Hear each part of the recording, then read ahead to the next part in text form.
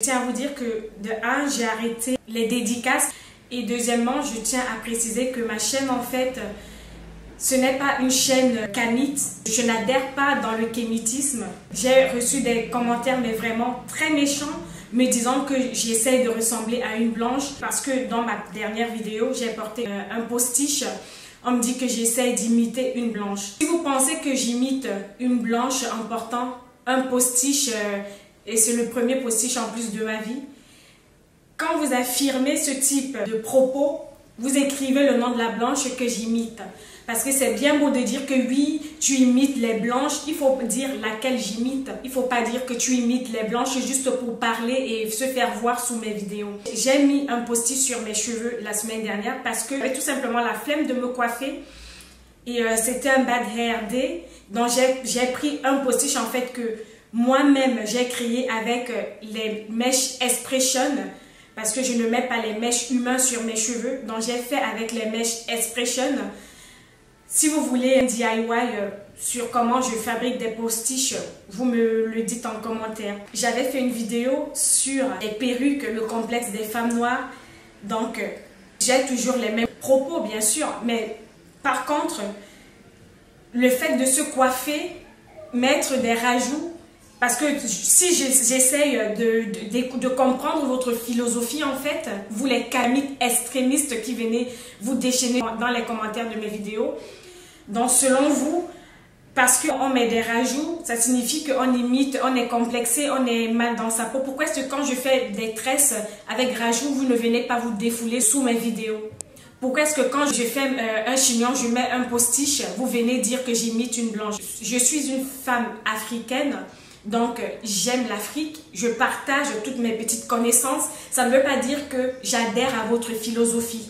Donc, je suis une Africaine tout comme vous, mais apprenez à respecter ceux qui ne partagent pas votre idéologie. J'espère que je suis assez claire et je ne veux plus ce genre de messages insultants sous mes vidéos. Bonjour les amis, j'espère que vous allez bien. Aujourd'hui, je reviens avec une vidéo sur les cheveux encore une fois. Donc on va parler cette fois-ci des soins volumateurs de cheveux. Si vous êtes intéressé par cette vidéo, n'hésitez pas de la liker, de la commenter, de la partager et de me dire en commentaire si vous faites aussi des soins volumateurs ou alors vous avez suffisamment de volume et vous pouvez vous en passer.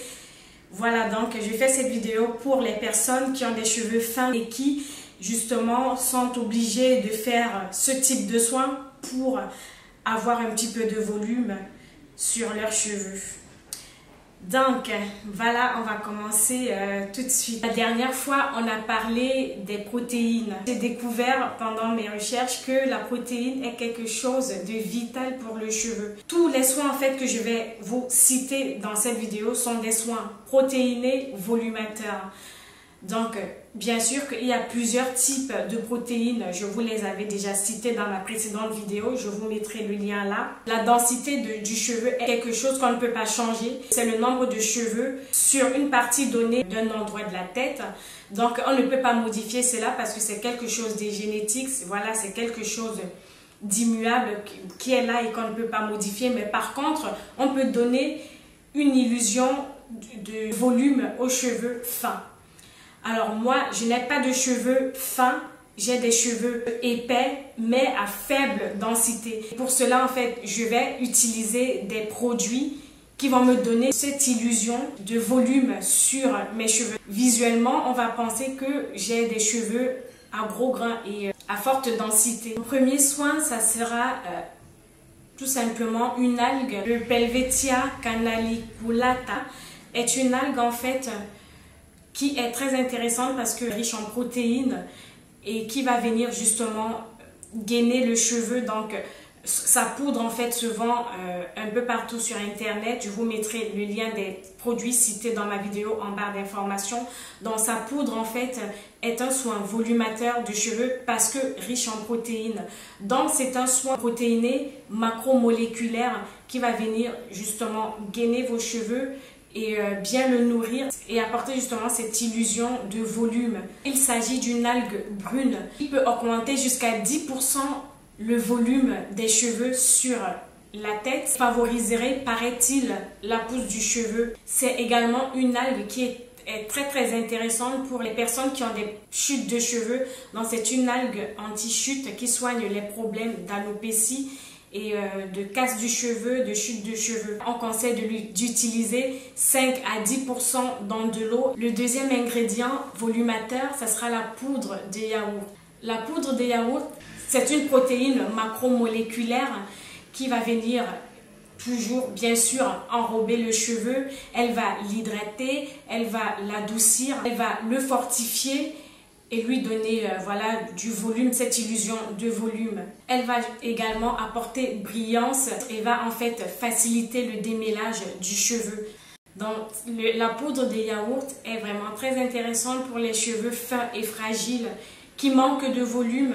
Donc c'est un soin volumateur qui va venir justement booster vos cheveux, les gainer, apporter cette illusion de volume. La troisième protéine volumatrice, c'est tout simplement la phytokératine. Dans la phytokératine, cette fois-ci, ça sera une protéine micromoléculaire. Dans la phytokératine, en fait, c'est une poudre qui contient en fait des protéines hydrolysées qui vont entrer en profondeur dans le cheveu. Donc, ça sera un soin profond pour le cheveu qui va venir justement essayer d'épaissir. Ça va améliorer et maintenir l'hydratation du cheveu. Ça va rendre le cheveu doux et brillant. Donc, ça va renforcer en fait la fibre capillaire et également les cils. Donc, la phytokératine est soluble dans l'eau mais pas dans l'huile. Donc, quand vous faites vos préparations à base de poudre de phytokératine, il est conseillé de d'abord diluer dans de l'eau avant de l'incorporer dans vos soins capillaires. Il est conseillé de doser de 1 à 10% du poids total de votre préparation. Du coup, une fois que vous avez dilué cet actif cosmétique, vous allez tout simplement venir personnaliser vos soins capillaires, par exemple vos crèmes, vos shampoings, vos après-shampoings ou vos laits capillaires en rajoutant cette phytokératine, bien sûr, diluée dans un liquide, dans de l'eau, dans une infusion. Si vous voulez, vous rajoutez dans vos shampoings, dans vos produits cosmétiques pour avoir un meilleur effet. Vous pouvez d'ailleurs le rajouter dans votre shampoing ou dans votre après-shampoing volumateur pour maximiser en fait son effet volumateur. Vous allez rajouter à l'intérieur. Ensuite, nous allons parler des protéines, dans de la protéine de riz hydrolysée, dans la protéine de riz hydrolysée ou pas. Donc la protéine de riz tout simplement favorise le volume, donc ça donne du volume en fait aux cheveux, ça gaine le cheveu, donc ça va l'enrober et ça va justement donner cette illusion de volume. Ça va venir adoucir le cheveu, ça va le gainer, ça va lui donner brillance, ça va renforcer le cheveu, ça va hydrater le cheveu en profondeur également si la protéine que vous utilisez est hydrolysée. Toutes les protéines permettent de maintenir l'hydratation du cheveu. En fait, ça maintient l'hydratation du cheveu en facilitant son coiffage. La protéine de riz est indiquée pour les cheveux secs, déshydratés, colorés, permanentés, défrisés, qui manquent de vitalité parce que c'est un soin réparateur pour les cheveux abîmés. C'est un soin volumateur pour les cheveux fins, mous et qui manquent de volume. Donc, il est conseillé d'utiliser la protéine de riz hydrolysée avec un dosage entre 0,5 et 5% du poids total en fait de votre fabrication. La protéine de riz, pareil, est à utiliser dans la phase aqueuse, pas dans la phase huileuse. Vous pouvez rajouter votre protéine de riz soit dans votre vaporisateur ou dans votre infusion, par exemple de feuilles d'hibiscus ou bien de tisane pour vos cheveux, parce que je sais qu'il y a des tisanes pour les cheveux. Nous allons terminer avec le henné neutre. Vous-même, vous connaissez la réputation du henné neutre pour le cheveu. Le henné neutre également, c'est une protéine macromoléculaire, donc c'est un soin gainant pour le cheveu qui va venir justement enrober le cheveu, lui donner cette illusion de volume. Ça va fortifier et nourrir vos cheveux. Le henné neutre, c'est un antiseptique, un antiséboréique qui purifie et soigne le cheveu et le cuir chevelu.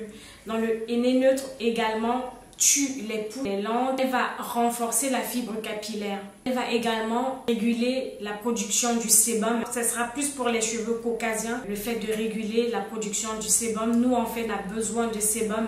Donc, pour moi, en fait, le henné neutre sera plus intéressant de son côté régulateur des sébums pour les cheveux caucasiens qui ont souvent trop de sébum et leur sébum, en fait, rend souvent leurs cheveux plats et gras.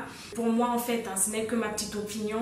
Le henné neutre, en fait, est plus intéressant pour les cheveux lisses parce que ça va justement venir réguler la production du sébum, ça va assainir le cuir chevelu, ça va lutter contre les pellicules grasses justement causées par l'excès de sébum concernant les cheveux caucasiens. Et en fait, le soin protéiné est très intéressant. Ses propriétés sont très variées. La majorité des soins protéinés sont des soins volumateurs pour les cheveux. Comme je vous l'avais dit dans ma dernière vidéo, les soins protéinés sont à faire une fois par mois.